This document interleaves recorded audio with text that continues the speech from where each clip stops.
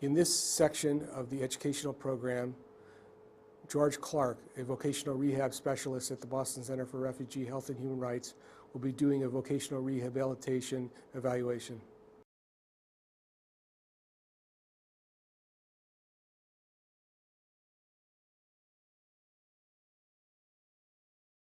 Doma, it's a pleasure to meet you. My name is George.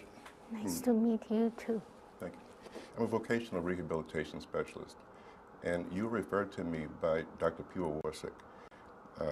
And it'd be good to find out if you understand exactly why she referred you to me. Do you know precisely why she asked you to come to see me? Yes, I've been here for a while. I would like to find something to do, but I haven't found anything. Okay. Well, more specifically, you should be aware that my job is to help people who are having a difficulty in either finding a job or keeping a job. And as she's explained to me, you've tried several times to find gainful employment, but it's been very difficult for you. Is that true? Yes. Okay. Maybe you can tell me what the experience that you had was, but before you do that, I'd like to ask you if it's okay if I write the things that we talk about. Yes. Okay, thank you. When I find people put it on the window, help wanted, then I talk to them. They said they would let me know, they will call me, but I don't hear from them. Have been, a couple of days, I haven't heard any. So you submitted some applications and no one's called you. Has anyone called you back for an interview?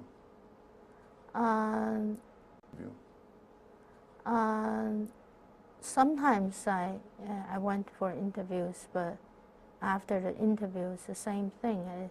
They said they would let me know, but they didn't call me. I guess that means perhaps they don't want me. The interviews that you did have, how many were there? 1, 2, 3? Just 2. 2? Were they easy? Was it easy for you to talk to the interviewer, or was it difficult?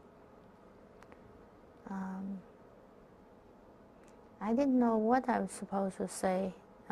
It's kind of hard. They ask all kinds of questions, especially they want to know what did I do. I didn't do much before. I only worked at one place, and they asked my experience, asked if I had any criminal record. I didn't, but I just felt very uncomfortable.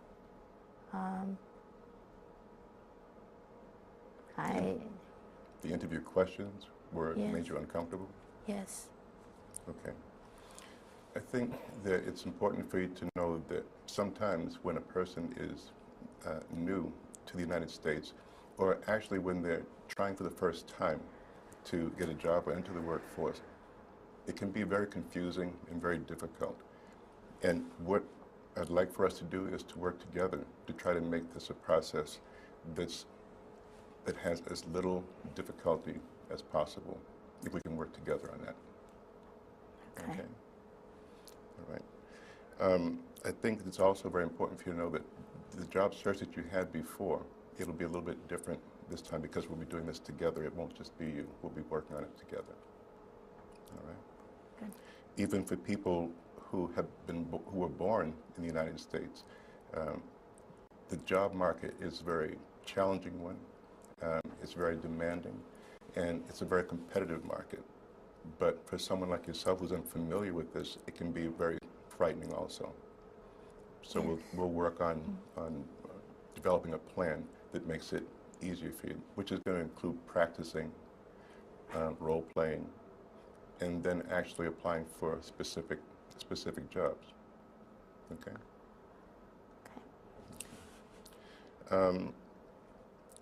think that something that we need to look at is the kind of work that you'd like to do. In order to do that, I'd like to find out what kind of work you've done before. I only had one job. I worked in a Tibetan carpet factory, sorting out the wools. Just sorting the wools. Right. So the work that you had in Tibet, was that your choice, or was it an assigned job, or how did you get that job? Oh, well, it was very hard to find a job. It took me a few years to find it. It was the only job available at the time, and I got it. Okay. Did you get it with the assistance of someone else? Excuse me? Did you get it? Did someone help you to find that job?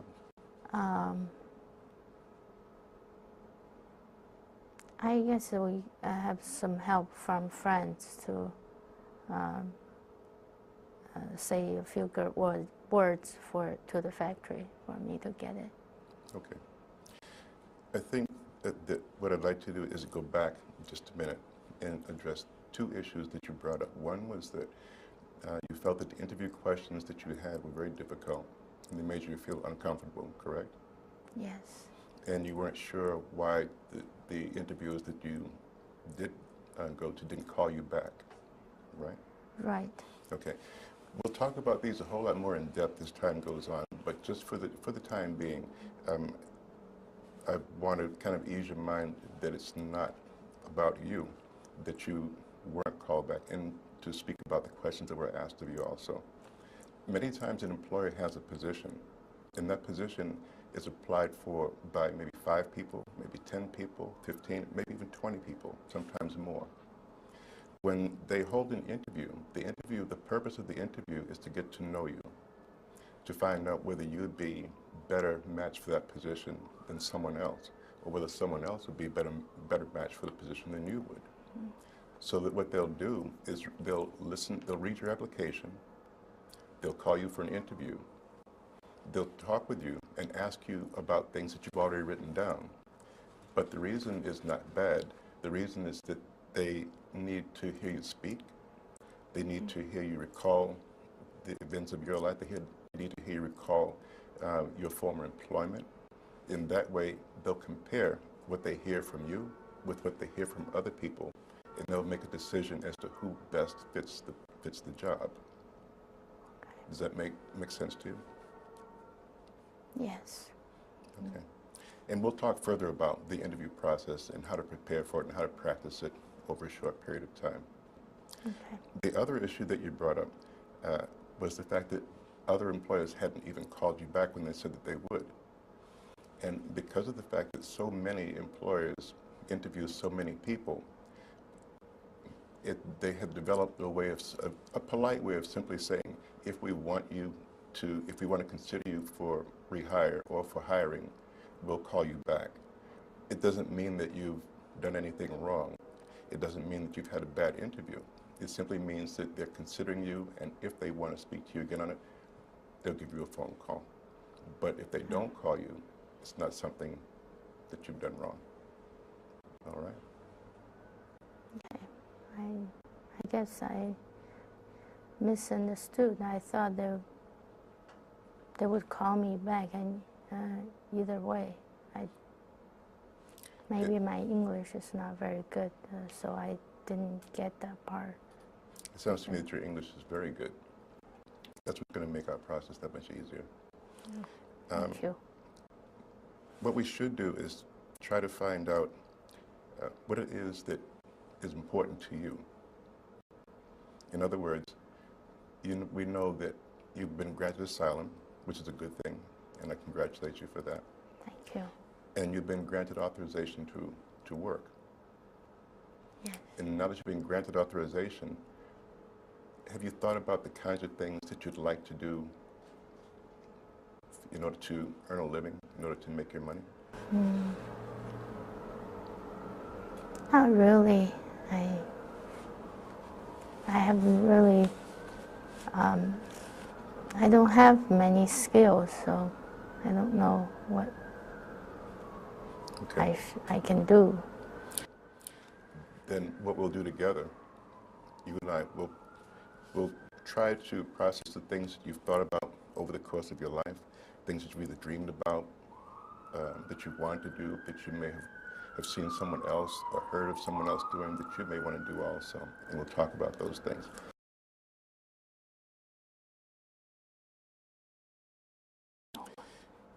Donald, we've talked about several things, but right now it might be important for us to talk about the employment process itself. And what we do is divide it into two parts. The first part we'll call the short term. Yes. And the short term means that it's the work that you're going to be doing in order to provide money to help sustain your household, to keep you doing the things that you enjoy doing. And by the short term, I mean possibly 6 months to a year, maybe a little longer, depending on how long you plan to stay with a particular job that you get. But it's not necessarily the job or the work that you'll be doing for a career. All right. When we talk about a career, we're talking about the long term. And many people have dreams and aspirations. They think about things that they've wanted to do all their lives, and that's what we're talking about when we say long term. And we'll talk about those things too. All right? So when I refer to the short term, I'm talking about how you'll make your money immediately to help to pay the bills. Long term, we'll talk about later, and we'll make a plan as to how to go about getting those long term. All right? Something and I've said it before, and I'll probably say it many times in the future, but I want you to be sure that you understand that you'll never be going through any of this process alone, that we'll be doing it together. Good. But no decisions about this process are going to be made unless it's something that you want to proceed with. Okay? Yes. Okay. Sometimes people wake up in the middle of the night and they say, well, you know something, I should have said this yesterday, or I should have said that yesterday. Or you might be on the bus and you'll think, you know, my cousin was good at this, maybe I can be good at it too. And by the time we meet again, you've forgotten them. So it's kind of important to record from this point forward, to record the things that are important to you. That's what we'll build our plan on, what's important to you. Okay? What I'm going to do, I'd like to give you this to keep with you. Oh, thank you. In your pocketbook, if possible. And whenever you feel like it, during dinner, after dinner, on the bus, walking around the corner, if there's something that you want to write down that we can talk about with regard to your future, write it down. That way we won't forget it, and we'll keep all your thoughts on paper. All right? All right, good. So we'll probably try to meet again close to the time that you're going to be seeing Dr. Peter Warsick. I'd like to meet with you again in about 2 weeks if possible, so we can review what you've written, so that I'll have a chance to review what you've told me. But there's one thing that I want to add to the information that you've given me before you leave. And I'd like to find out, before a person goes to work, or while they're at work, what they come home to. That helps me to build the kinds of things that they need in my mind. At home, do you have plenty of room? Can you describe your living environment to me? We share an apartment with other Tibetan friends. So my husband and I just live in one room inside of an apartment. So you share one room? And you share one kitchen? Yes. Do you cook your own food? Yes. Okay. And do you have plenty of food to cook? I think it's plenty food. Okay. The room that you live in, does it have a bed, a sofa, a chair? Just have a bed and a desk and a couple of chairs. Okay. And when you're in your room, is it quiet, or do you hear noise from all outside the other parts of the house? Oh, we hear noise on the street. Yeah. Not so much outside in the apartment. Okay. Yeah. And once again, the reason I ask you that is because I'd like to know produces maybe anxiety that maybe Dr. Pirowarczyk talked to you about before, or that may produce difficulty for you sleeping, or difficulty for you concentrating. But you've told me quite a bit. I appreciate the information you've given me. And together we'll work on something to help you get employment that's suited for you. Okay? So we'll meet again in 2 weeks? Yes. Okay. It was a pleasure to meet you. Thank you very much. Okay.